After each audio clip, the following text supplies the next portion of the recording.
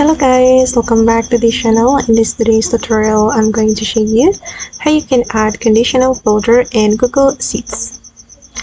Okay, let's get into it guys. I have opened my Google Sheets document and I have added filter to this table, and I'm going to show you how we can add conditional filter. For example, I'm going to add conditional filter to this column. So I'm going to click on the filter and then we can choose filter by condition.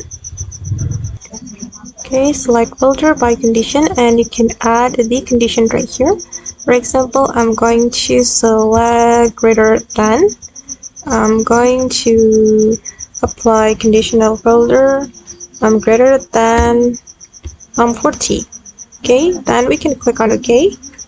Alright, and as you can see that this column contains value that greater than 40.